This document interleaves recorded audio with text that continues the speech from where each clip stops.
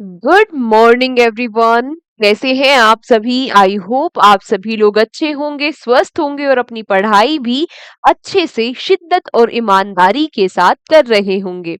मैं निकिता चौधरी स्वागत करती हूँ आप सभी का हमारे एग्जाम जर्नी परिवार में।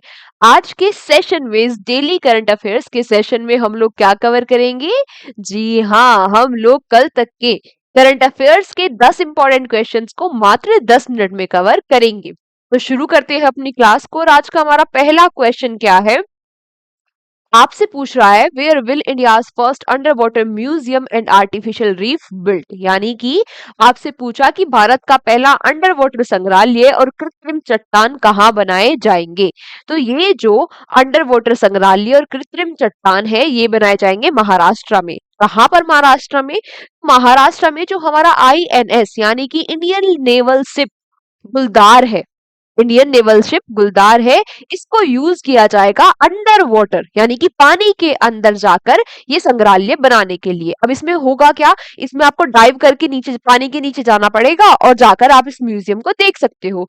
तो इससे जो महाराष्ट्र में गोताखोरी यानी कि डाइविंग वाली इंडस्ट्री है उसको भी बूस्ट मिलेगा। ठीक है, बात आती है कि हमने यहाँ पर एक नाम पढ़ा गुलदार। ये गुलदार क्या है? तो देखो, गुलदार एक कुंभीर क्लास का हमारा क्या है? एक लैंडिंग शिप है। ठीक है, ये मेड इन पोलैंड है यानी कि इसको पोलैंड में बनाया गया।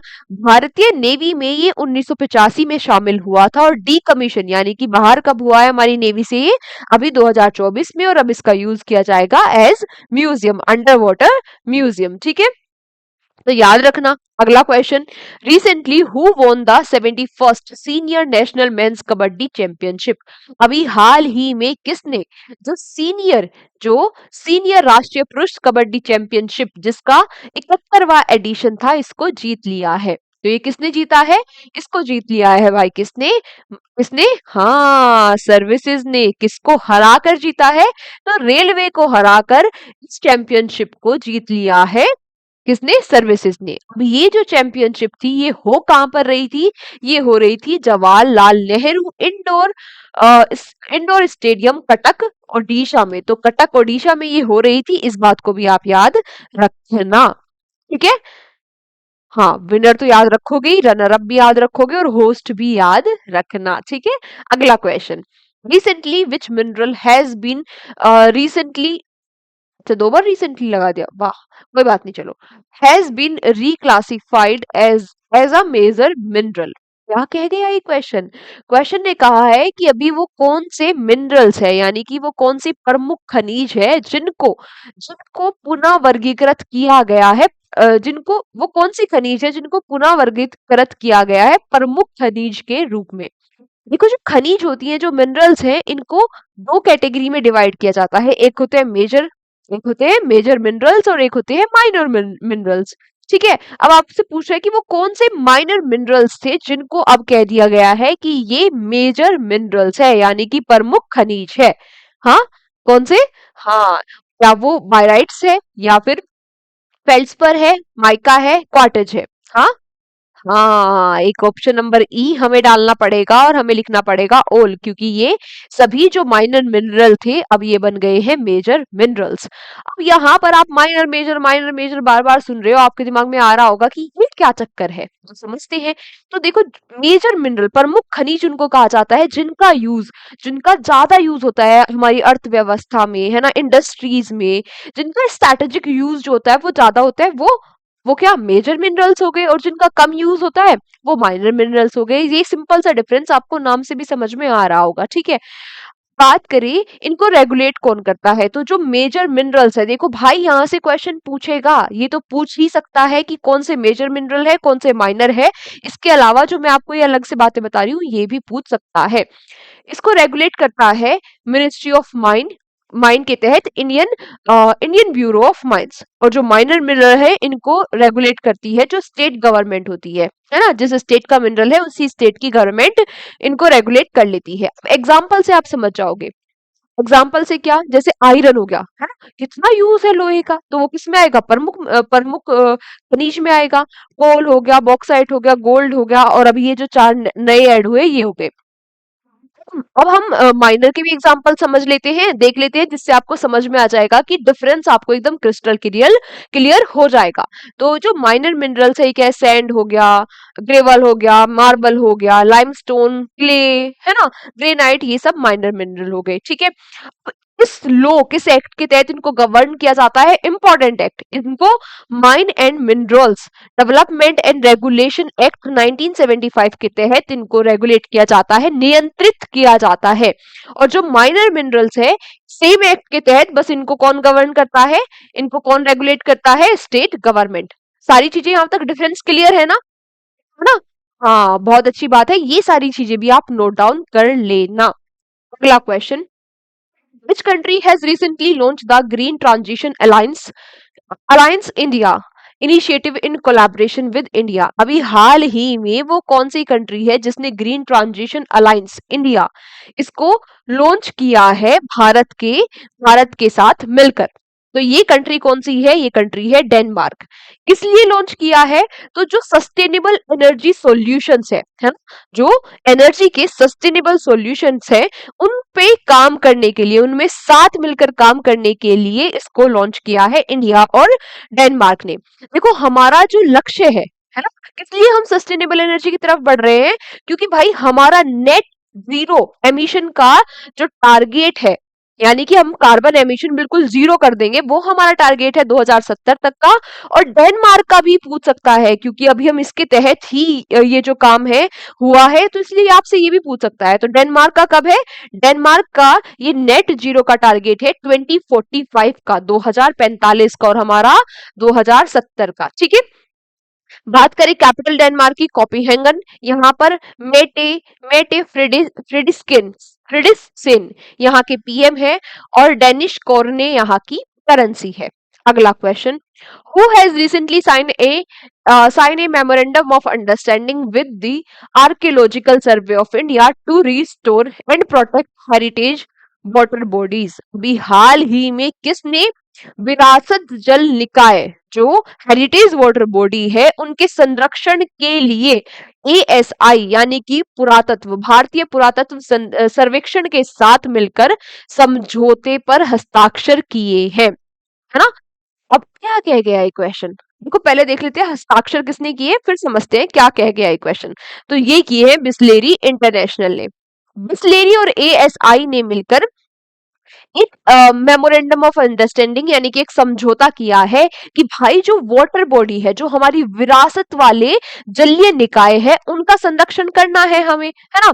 और ये किसके तहत हुआ है? तो एएसआई की एक स्कीम थी, अडॉप्ट अ हेरिटेज 2.0 प्रोग्राम। तो इसके तहत बिस्लेरी चार चार जो वाटर बॉडीज है उनका संरक्षण करेगा। अब ये जो चार वाटर बॉडीज है, इनके नाम इंपॉर्टेंट हो गए, ये कहाँ पर लोकेटेड है, ये बात इंपॉर्टेंट हो गई। तो देख लेते हैं ये चार जो वाटर बॉडीज है कौन कौन सी है। एक है चंद बोरी जो भेनेरी राजस्थान में है। एक है बोरी जो कि निमारन राजस्थान में है। एक हो गया आपका पद्मा एंड रानी तालाब जो कि रणथंभौर फोर्ट राजस्थान में है। इसके अलावा बुद्धा बुद्धि पौंड जो कि कलिंजर फोर्ट उत्तर प्रदेश में है। कहाँ है ये भी याद रखना, नाम क्या है ये भी याद रखना। ठीक है, अगला क्वेश्चन समझ में आ गया ना? हाँ, अगला question, who will be the new chancellor of Germany? Germany के नए चांसलर कौन होंगे? तो ये कौन होंगे? ये होंगे फ्रेडरिक मर्च होंगे नए चांसलर जर्मनी के। पुराने कौन थे, किनको रिप्लेस करके बने हैं? तो पुराने थे कौन? ये थे ऑल्फ स्कोल्ज। हमने कितनी बार इनका नाम पढ़ा ऑल्फ स्कोल्ज का? हाँ, इनको रिप्लेस करके अब नया नाम हम क्या पढ़ा करेंगे?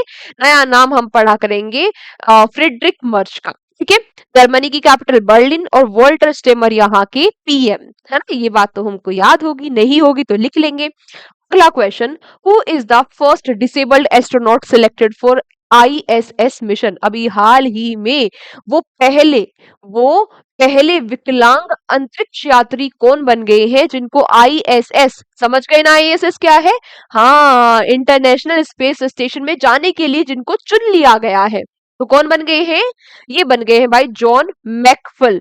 ऐसे ऐसे लोग, मतलब कितनी इंस्पिरेशन होते हैं हम सही सलामत लोगों के लिए कि भाई इनके साथ इतनी क्या कहते हैं ट्रेजेडी हुई उसके बाद भी इतने अच्छे-अच्छे काम कर रहे हैं और हम तो सही सलामत हाथ पैर है ना? फिर भी यहाँ हमारे बच्चों को मोटिवेशन ही नहीं आ रहा है पढ़ने का, नींद आ रही है, क्या करें, कैसे पढ़ें, मन नहीं लग रहा है। हम इतनी छोटी-छोटी सी मुश्किलों से मुश्किलें जो आती हैं उनसे डर जाते हैं। और ये देखो ये जो जॉन मैकफॉल है इनका एक्सीडेंट हो गया था और एक्सीडेंट में इनका एक पैर चला गया था। है ना? उसके बाद इन्होंने क्या-क्या किया 43 मात्र 43 इयर्स के हैं, ब्रिटेन के हैं, ये सर्जन थे, ठीक है?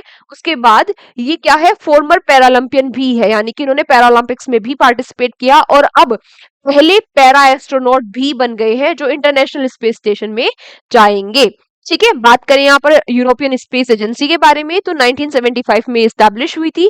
पेरिस फ्रांस में इसके हेडक्वार्टर है और जोसेफ एसेबर्कर यहाँ के डीजी है यानी कि डायरेक्टर जनरल है। अगला प्रश्न, Which passport has recently been declared as the most expensive passport in the world? विश्व का सबसे महंगा पासपोर्ट कहाँ का है? तो ये सबसे महंगा पासपोर्ट है मेक्सिको का। ठीक है, मेक्सिको की करेंसी पेसो है, कैपिटल यहाँ की मेक्सिकन सिटी है और क्लाउडी सेन बन पर्दो यहाँ के क्या है प्रेसिडेंट है। अगला question, which state government has recently recognize Buddhism in official document? अभी हाल ही में वो कौन सी राज्य सरकार है जिसने बोथिज्म को आधिकारिक दस्तावेज में मान्यता दे दी है? तो ये जो राज्य सरकार है ये है असम की राज्य सरकार। ये बोथिज्म क्या है, वहां पर एक धर्म है, मान्यता मिली है इसको। तो भाई अब ना जैसे जो भी इंपॉर्टेंट डॉक्यूमेंट्स हो गए, इंपॉर्टेंट डॉक्यूमेंट्स लाइक आपका बर्थ सर्टिफिकेट यानी कि जन्म प्रमाण पत्र हो गया या फिर एडमिशन फॉर्म हो गया, तो वहां पर अब आपको रिलीजन के लिए एक और ऑप्शन मिला करेगा बौद्धिज्म का। ठीक है, ये बौद्धिज्म क्या है, ये एक फोक यानी कि ये एक लोक धर्म है, बोरो जो पीपल है असम के उनका। ठीक है, तो ये अब क्या मिल गया, इसको ऑफिशियल स्टेटस मिल गया है, तो याद रखना। अगला और आज का हमारा last question, where has 2 day coastal security exercise Sagar Kavach been organised? अभी हाल ही में कहां पर 2 दिवसीय तटीय सुरक्षा अभ्यास सागर कवच का आयोजन हुआ है? तो ये कहां पर हुआ है, वेस्ट बंगाल में। वेस्ट बंगाल की जो कोस्टल लाइन है उसकी सुरक्षा के लिए, उसको और मजबूत करने के लिए ये एक्सरसाइज हुई है। वहां पे जो हाईजैक होते हैं वो ना हो पाए, जो स्मगलिंग होती है वहां के थ्रू वो ना हो पाए, और जो इंडियन कोस्ट गार्ड है हमारी वो बेहतर तालमेल बना सके नेवी के साथ में, बीएसएफ के साथ में, सीआईएसएफ के साथ में और वहां की लोकल पुलिस के साथ में, इसके लिए ये सागर कवच एक्सरसाइज हुई है। वेस्ट बंगाल की कैपिटल कोलकाता, ममता बनर्जी सीएम और सीवी आनंद बोस यहाँ के गवर्नर। ठीक है, क्लियर यहां तक की सारी चीजें। आज का क्वेश्चन फॉर यू आज का क्वेश्चन फॉर यू है, कल की क्लास का आपको जो भी क्वेश्चन याद हो का आंसर आप मुझे दे देना कमेंट बॉक्स में। ठीक है, कल की क्लास का जो भी क्वेश्चन आपको याद है वही आप मुझे उसी 1 या 2 क्वेश्चन का आंसर आप मुझे कमेंट बॉक्स में दे देना, मैं समझ जाऊंगी कि आप रिवीजन करते हो। ठीक है, ठीक है, दैट्स इट। तो आज तो टफ क्वेश्चन भी नहीं है, सर्च भी नहीं करना पड़ेगा। अब और क्या करना है, आंसर तो देना ही है क्वेश्चन फॉर यू का, इसके अलावा क्या करना है, हाँ एक बार रिवीजन करना है आज की क्लास का कल की क्लास को अटेंड करने से पहले। आप सभी बच्चों से मुलाकात होगी कल के सेशन में, तब तक अपना ध्यान रखिए, यूं ही हंसते रहिए, मुस्कुराते रहिए, देखते रहिए एग्जाम जर्नी। मिलते हैं आपसे कल के सेशन में, टेक केयर, बाय बाय।